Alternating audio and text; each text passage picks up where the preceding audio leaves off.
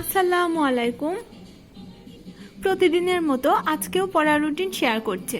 প্রথমেই বলছি, সব টপিক কিন্তু গুরুত্বপূর্ণ না। গুরুত্বপূর্ণ না বলে পড়ব না, বিষয়টা এমন না। কারণ আমরা বিসিএস এর প্রস্তুতি নিচ্ছি। বিসিএস এর প্রস্তুতি মানে সরকারি যে কোনো চাকরির জন্য খুব ভালো একটি প্রস্তুতি। অনেক টপিকস আছে যেগুলো বিসিএসে আসে না, কিন্তু সরকারি অন্যান্য চাকরিতে আসে। যদিও আমাদের পড়াশোনা বিসিএস কেন্দ্রিক, তবুও সবার তো বিসিএস হবে না। তখন কিন্তু আপনি সরকারি অন্যান্য যে কোনো চাকরির জন্যই অ্যাপ্লাই করবেন। তাই আমি এখন সব টপিকসকেই গুরুত্ব দিচ্ছি। আর কোন টপিকস থেকে বেশি প্রশ্ন আসে, কোন টপিকসটা গুরুত্বপূর্ণ, এবার কোন টপিকস থেকে প্রশ্ন আসার সম্ভাবনা আছে, এগুলো তো আমি বলেই দিচ্ছি। আপনারা যদি নোট করে রাখেন তাহলে আপনাদের পরবর্তীতে পড়তে সুবিধা হবে। Turning point with Fahia YouTube চ্যানেলে আপনাদের স্বাগতম। এখানে আপনারা পাবেন job circular, job exam notice, job exam suggestion এবং জব প্রিপারেশন রিলেটেড বিভিন্ন ভিডিও। বাংলায় নত্যবিধান ও সত্যবিধান এই টপিক দুইটা থেকে খুব একটা প্রশ্ন আসে না, কিন্তু এই টপিক থেকে বিগত সালের প্রশ্নগুলো সমাধান করতে গেলে বানান শুদ্ধে এই বিগত সালের প্রশ্ন কিছু দিয়ে দেয়। তাই নত ও সত্যবিধান হেলাফেলা করা যাবে না। বাক্য শুদ্ধিকরণ খুবই গুরুত্বপূর্ণ। প্রিলি যোগ রিটেন, প্রিলিতে মাঝে মাঝে আসে এবং রিটেনের জন্য খুবই গুরুত্বপূর্ণ। রিটেনে অবশ্যই এখান থেকে প্রশ্ন হয়।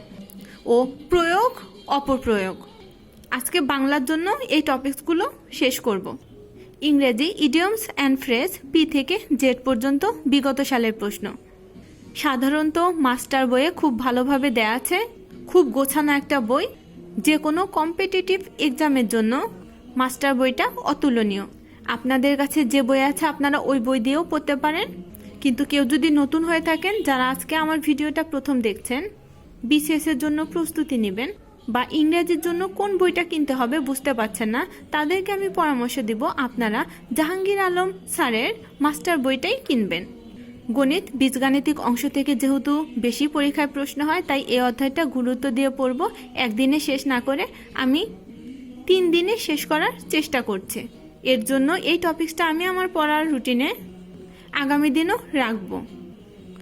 আজকে আপনারা পড়ার আগে আপনাদের গণিত বইয়ের পেজগুলো গুনবেন যে কতগুলো পেজ এরপর বাকি আছে।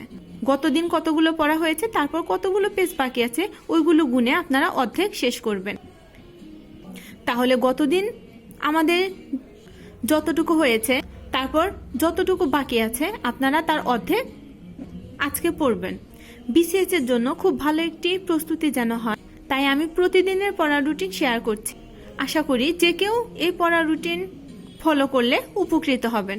তাই আপনাদের বিসিএস যদি আমার ভিডিওটা ভালো লাগে তাহলে অবশ্যই আমার ভিডিওটা আপনাদের ফ্রেন্ডসদের সাথেও শেয়ার করবেন। ভিডিওটা দেখার জন্য ধন্যবাদ। আল্লাহ হাফেজ।